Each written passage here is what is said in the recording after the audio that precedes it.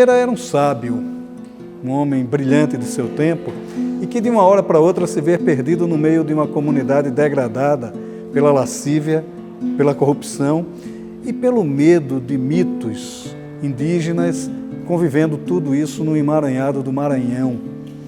Esse é o tema do romance do Ronaldo Costa Fernandes, Vieira na Ilha do Maranhão, onde ele, sobretudo, fala de uma sociedade emergente, de uma sociedade que surge praticamente do nada para se tornar uma das grandes representações do que foi o processo de colonização do Brasil.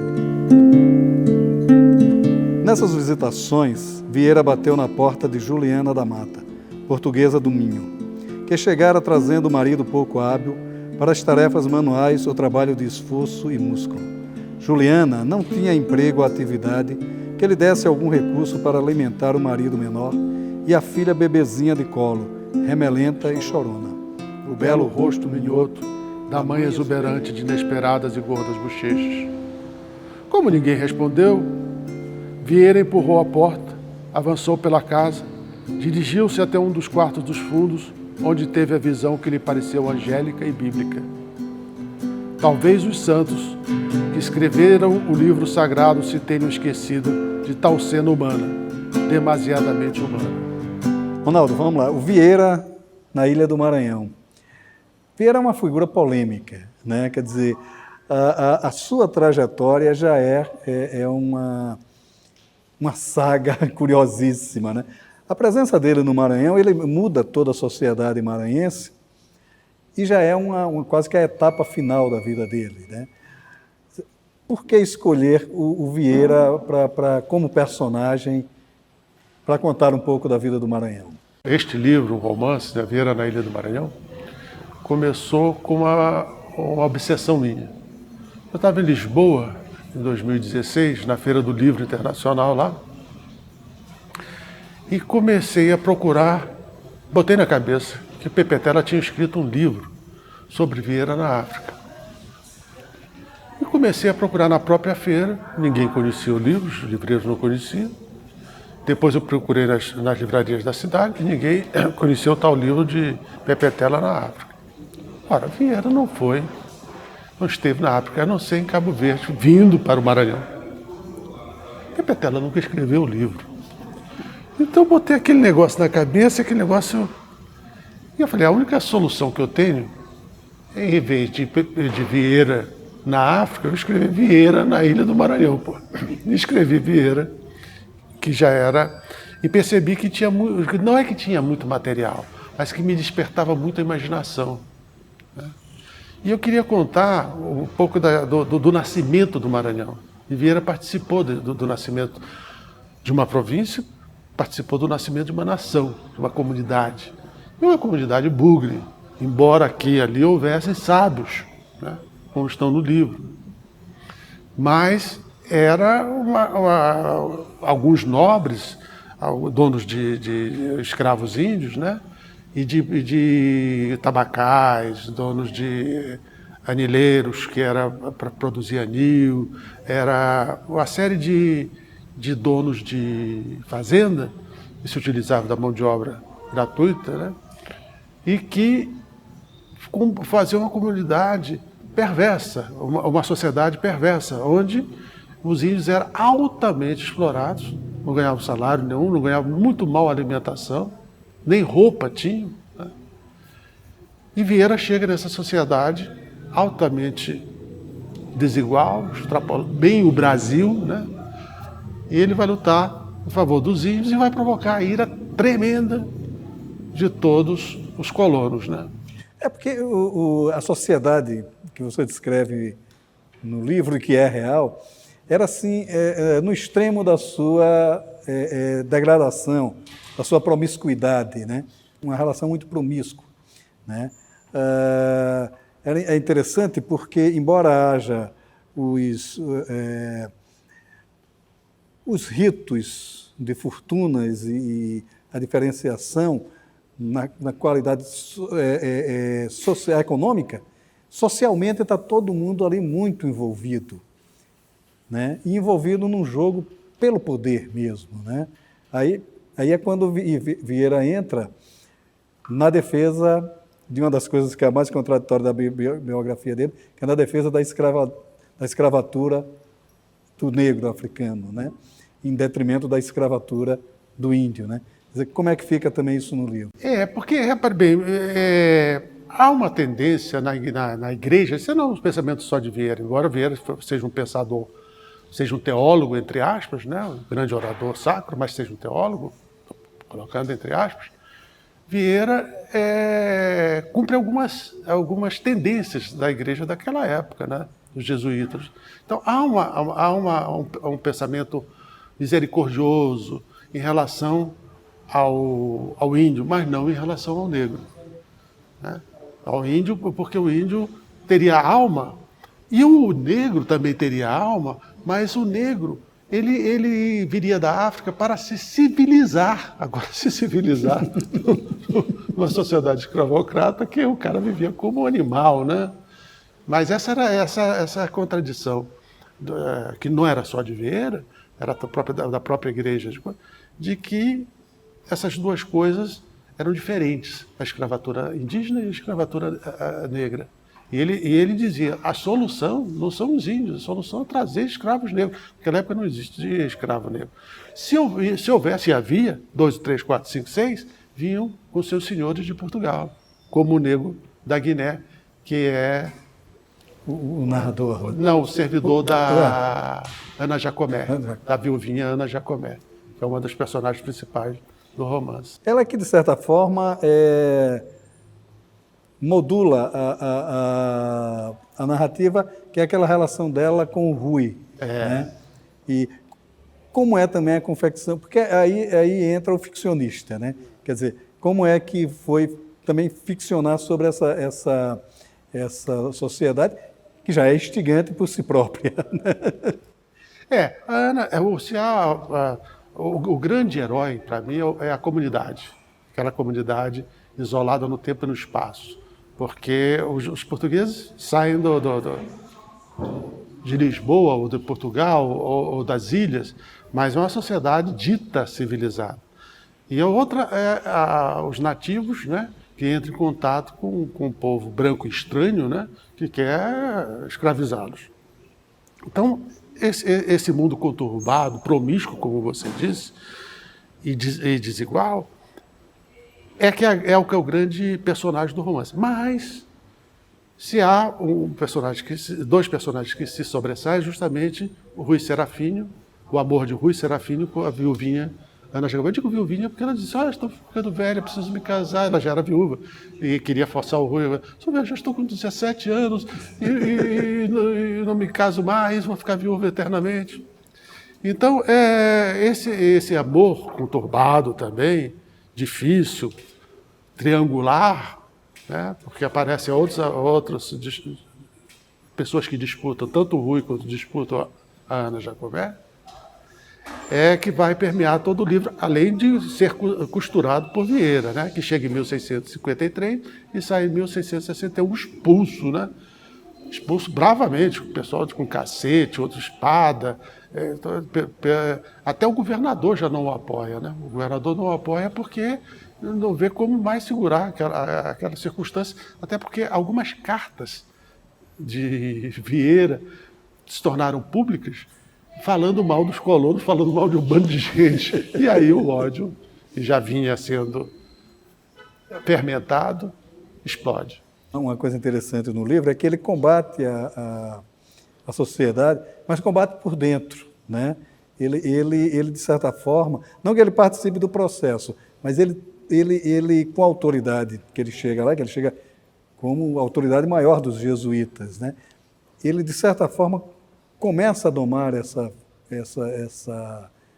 comunidade. É daí que vem o ódio contra ele. Porque ele era o queridinho de Dom João IV. Ele era conselheiro de Dom João IV. E Dom João IV às vezes ouvia, às vezes não, porque ele tinha ideias extravagantes, como comprar, em vez de lutar contra os holandeses em Pernambuco, ele disse, por que a gente não compra Pernambuco? A gente paga e compra e fica com Pernambuco. Ele foi para Amsterdã para pegar dinheiro de judeus portugueses exilados para poder fazer a flotilha militar portuguesa. E conseguiu. Foi para a corte francesa com Mazarino para poder casar um descendente de Dom João IV com uma descendente do Luís.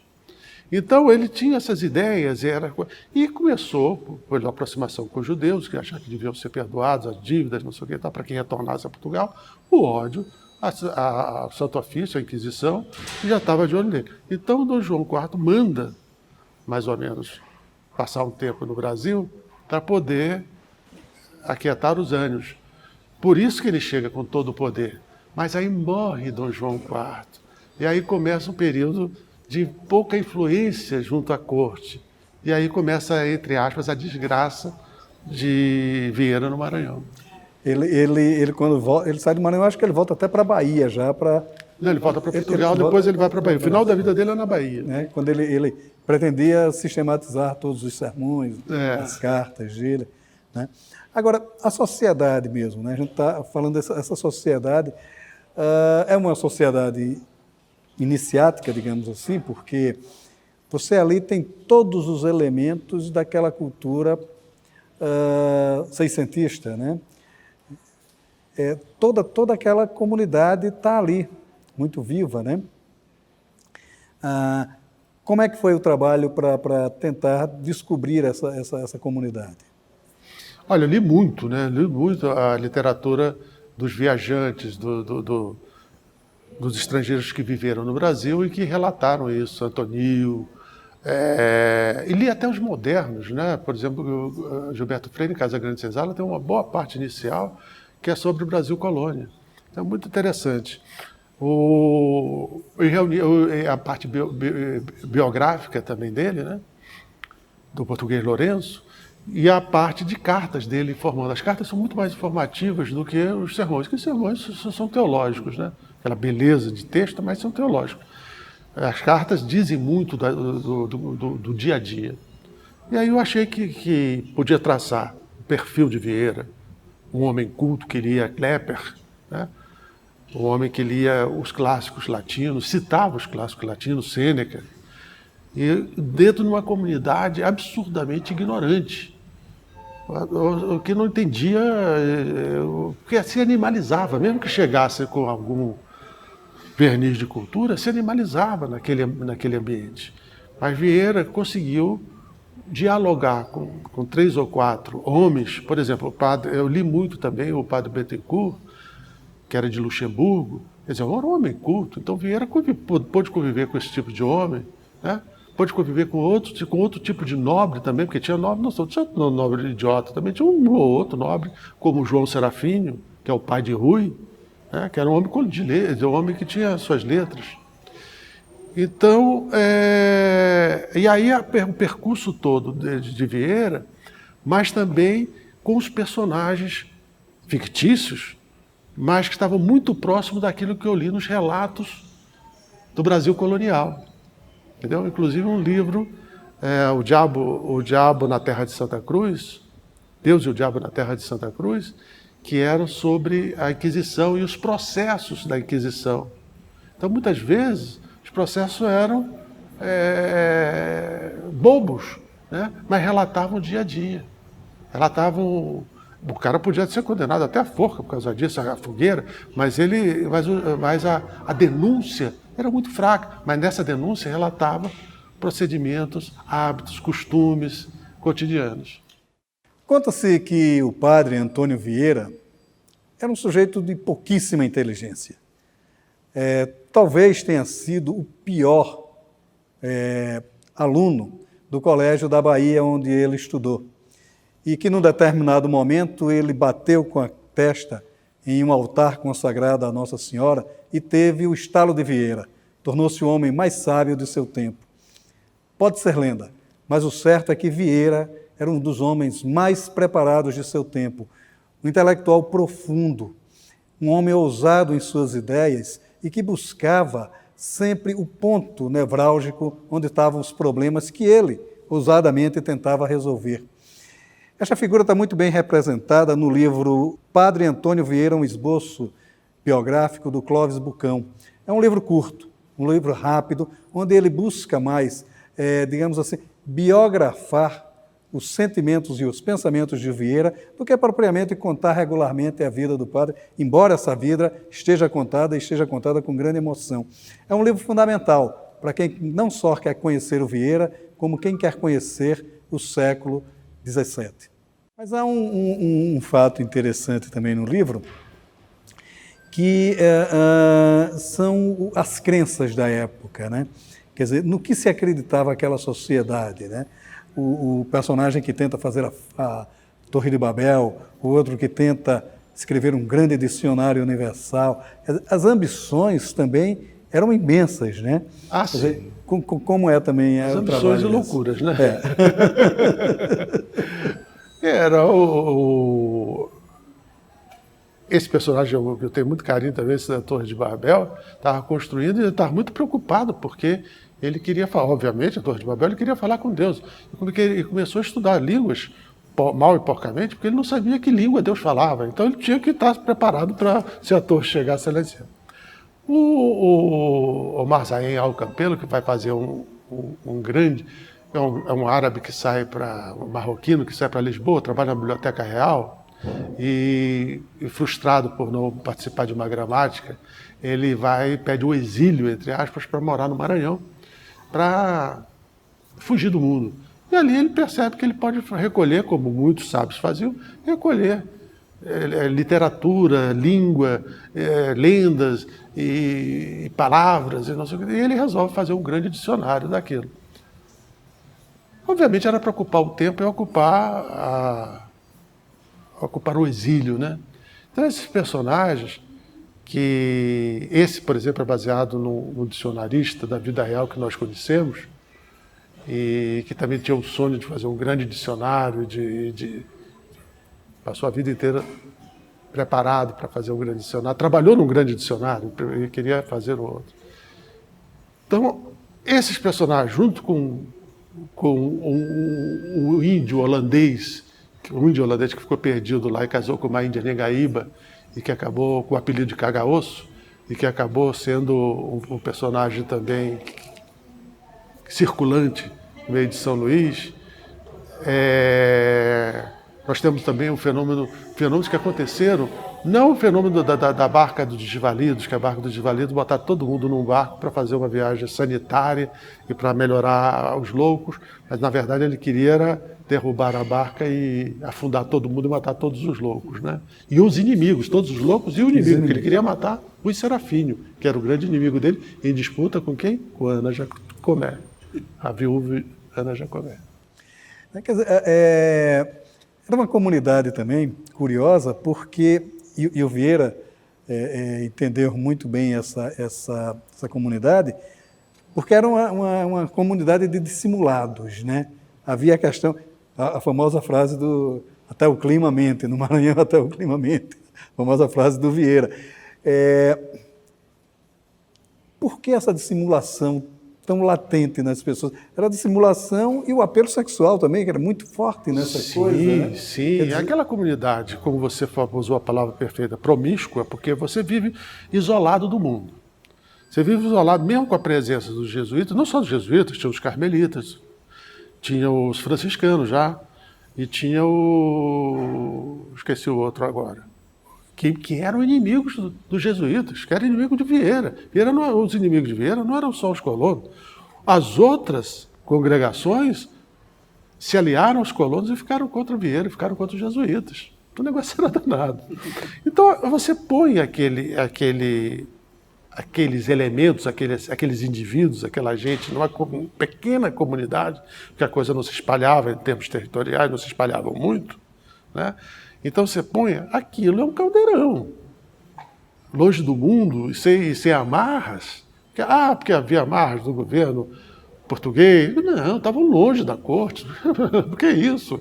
A Inquisição não tinha chegado, tentou chegar lá, foi até um padre para ver se dava, não sei o que e tal, não instaurou a Inquisição no Maranhão naquele momento. Então, o negócio era um pega para capar, e a dissimulação era uma sobrevivência de todos os modos, né?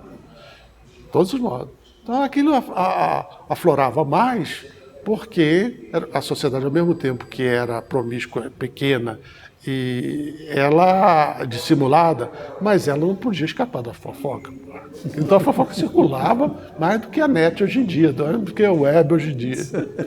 Agora, há uma coisa interessante aí já do trabalho de carpintaria do romance, que é a questão da linguagem. Você resgata um pouco da linguagem da época, um pouco não, bastante, porque é narrado na primeira pessoa, né? Essa linguagem da época e com uma sutileza de humor que permeia todo o livro, né? Que me pareceu, do que eu conheço de sua obra mais leve, digamos assim, mais descontraída, digamos assim, né? Houve essa intenção? Como é que foi esse trabalho? Houve. A intenção da ironia é perfeita. E a utilização a possibilidade de usar algum tipo de palavra, né? Por exemplo, a palavra divertir é usada como ir para outro lugar, né? Ele divertiu 10 léguas, quer dizer, ele ia para cá, divertiu 10 léguas para o sul. Então, esse tipo de brincadeira linguística me permitiu, fiquei muito satisfeito no sentido, não no sentido estético, mas no sentido de brincar com as palavras, né? E foi um trabalho também minucioso, né? Porque o resgate dessa linguagem, a gente sabe, não é fácil, né? Também como é que foi esse trabalho? Não, deu um trabalho do cão, né? É um livro que eu não faço outro livro desse tipo de jeito nenhum, porque deu um trabalho do cão. Foram 18 meses escrevendo Vieira na Ilha do Maranhão. Um trabalho de pesquisa e de imaginação e de reescrever. Mas está aí o livro pronto. Tá. Ronaldo, obrigado pela sua participação aqui no Leituras. Obrigado a você pelo convite.